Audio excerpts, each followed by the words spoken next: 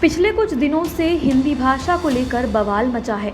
इसकी शुरुआत तब हुई जब बॉलीवुड एक्टर अजय देवगन और कन्नड़ के एक्टर किच्चा सुरेश ने हिंदी को लेकर ट्वीट्स किए। अजय देवगन का कहना था कि हिंदी इस देश की राष्ट्रभाषा और मातृभाषा है। वहीं सुरेश ने इसे मानने से इनकार कर दिया और कहा कि हिंदी को राष्ट्रभाषा का दर्जा नहीं मिला है, इसे साउथ पर थोपा नहीं जा सकता। जिसके बाद एंटरटेनमेंट की दुनिया के कई सितारों ने इस पर अपनी बात रखी।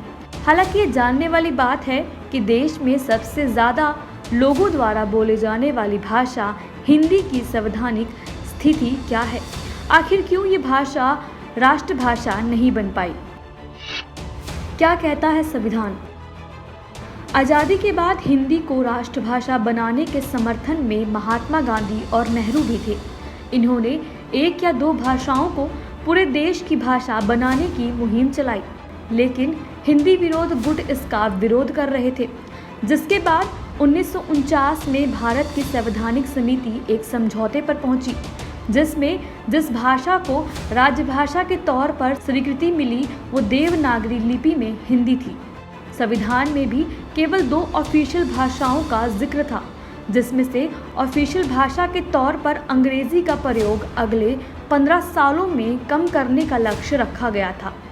राजनेता बालकृष्ण शर्मा और पुरुषोत्तम दास टंडन ने अंग्रेजी को अपनाने के साथ साथ केवल हिंदी को ही भारत की राष्ट्रभाषा बनाए जाने का विरोध किया। 1965 में जब हिंदी को सभी जगहों पर आवश्यक बना दिया गया तो तमिलनाडु में हिंसक आंदोलन हुए, जिसके बाद कांग्रेस सरकार ने राजभाषा अधिनियम को 1967 में संशोधित किया, जिसके जरिए भारत ने बाइलिंगुअल सिस्टम को अपना लिया, जिसमें अंग्रेजी और हिंदी थी।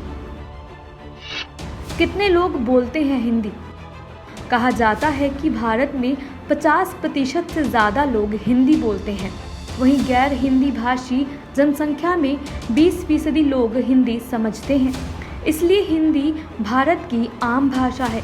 लेकिन कई भाषाविदों का कहना है कि हिमाचल प्रदेश, उत्तराखंड, राजस्थान, बिहार, झारखंड समेत कई राज्यों के लोगों को हिंदी भाषियों में गिन लिया जाता है, लेकिन वो लोग हिंदी भाषी नहीं हैं।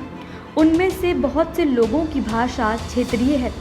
वहीं केरल, तमिलनाडु, तेलंगाना, कर्नाटक, महाराष्ट्र, पंजाब और जम्मू कश्मीर समेत 7 सिस्टर्स में हिंदी भाषा का बहुत कम इस्तेमाल किया जाता है। ऐसे में हिंदी राष्ट्रभाषा हो ही नहीं सकती।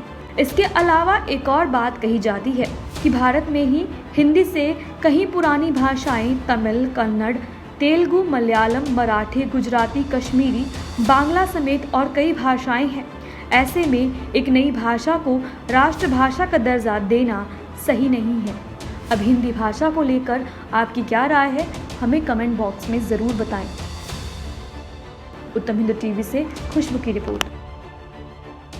से जुड़ने के लिए हमारे YouTube चैनल उत्तम हिंदू टीवी को सब्सक्राइब करें और हर वीडियो की नोटिफिकेशन पाने के लिए बेल आइकन को जरूर दबाएं।